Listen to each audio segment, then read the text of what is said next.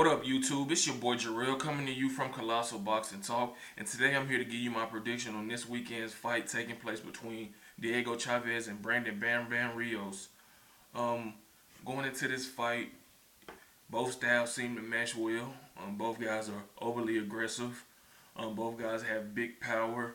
They always seem to be in fan-friendly fights.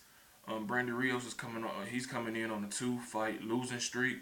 He lost to Mike Alvarado in their rematch, and he also lost to Manny Pac-Man Pacquiao last year in Mukuchana, via 12-round unanimous decision loss.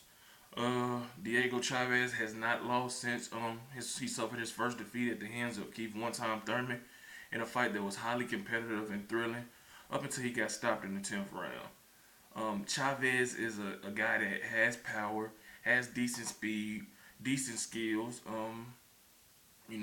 He loves to mix it up. He loves to work the body. He loves to throw the right and left uppercut, and he loves throwing the hook. Sometimes he leads with the hook. He leads with it up top, then he'll take it, to the body. And I've seen him be effective in getting his opponents out, with that punch. He throws a straight right hand that seems to be pretty good. His jab is all right. In certain fights, he throws it with bad intentions. In other fights, I guess it depends on who he's fighting. He just flicks it out there to distract his opponents. But he's going to need to keep his jab in Brandon Rios' face all night long. He needs to try to keep this fight on the outside and keep it in the middle of the ring, because Brandon Rios is a big guy who thrives off of exciting fights. So if you hit him once, he's gonna try to hit you 3 or 4 times. He loves getting hit. He's aggressive. He's resilient. He's mentally strong, and his will is not easily broken.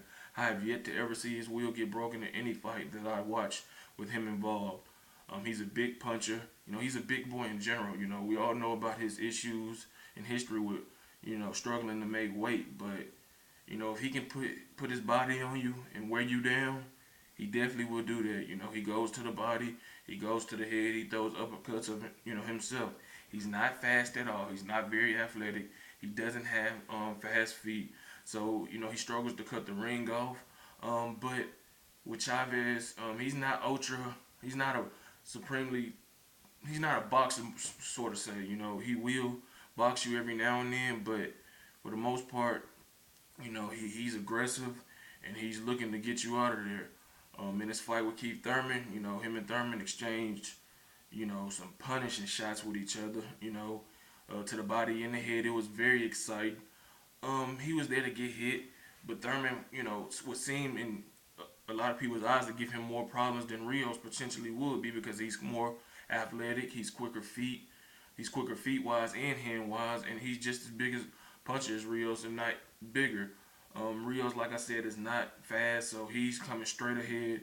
He's coming straight forward, and he's gonna ply it right through you if you allow him, and if you fight his fight. So Chavez is gonna have to be elusive and just be on the move, not running, but just switch it up. He's gonna have to stand and trade with him eventually, because you're not gonna be able to fight Rios a whole fight without exchanging at least a couple times throughout the fight.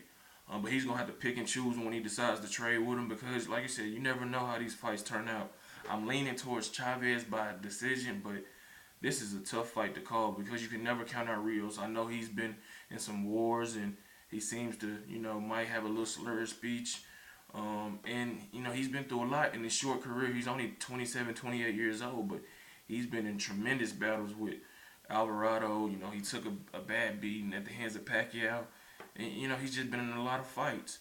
But he's very experienced, and he's confident, and he seems to say, the thing that once he lands on Chavez, Chavez is going to wilt and won't be able to withstand the punishment that Rios is sure to dish out. But with all that being said, I'm going to pick Chavez by decision.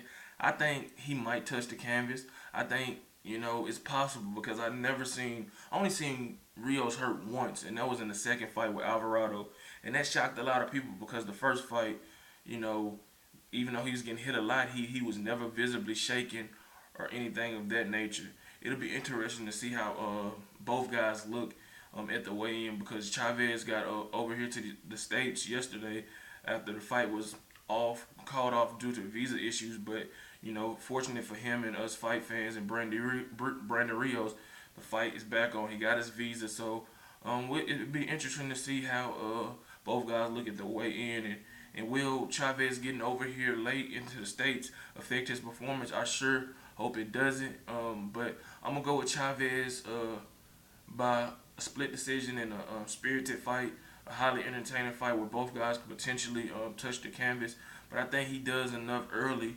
He banks enough rounds in the bank early to get a decision in a very good fight. That's just my prediction.